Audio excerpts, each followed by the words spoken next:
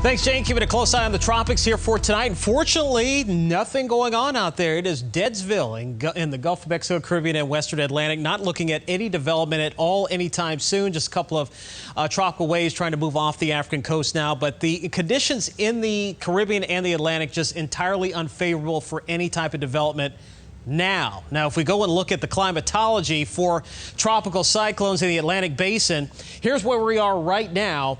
Right in the middle of July, and you notice that the activity is fairly low, but we're really going to start to see a ramp up in the activity here by the end of the month, especially through the first part of August through, I'd say, the middle part of September. That's when we're really going to start to see things ramp up out there. So even though things are quiet right now, climatologically, that's not totally unusual.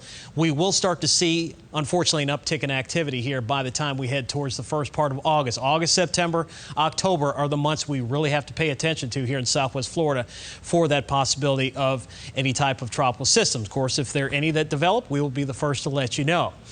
We had some storms this afternoon. Some of them were quite nasty, as I mentioned earlier, particularly in Lehigh Acres, where we saw some severe storms, Buckingham, Alva. Let's take a quick look at what those rainfall totals were this afternoon. The areas of yellow and orange indicating upwards of 2, 3, even almost 4 inches of rainfall just off 82 there through parts of East Lee County, and also out by the airport.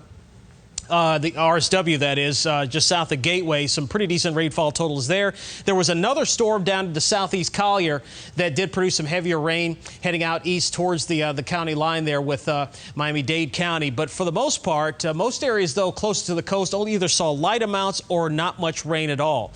Temperatures into the 70s right now. Not quite as humid as it's been the past few nights, but it's still sticky. The storms kind of help work over the atmosphere and kind of offering a little bit of relief from the humidity here for tonight. So again, temperatures overnight, mid-70s, highs tomorrow, once again reaching the low to mid-90s with storms flaring up here during the afternoon. Pattern is going to be getting back to that afternoon and evening storm regime that we typically see this time of year. We saw that transition occur today with storms migrating back towards the west coast, and with an easterly flow setting up across the area tomorrow and into Friday, we're going to be seeing the same thing. Predictor again showing storms developing inland tomorrow and then gradually pushing towards the coast by tomorrow afternoon and evening. So the timing will be very similar tomorrow than what we saw today with the storms. Same thing again on Friday, starting off the morning dry with an east to northeast flow, storms flaring up during the afternoon and pushing back towards the coast and eventually offshore by the evening hours. So storms again coming to an end. We're already seeing that now. Skies becoming partly cloudy.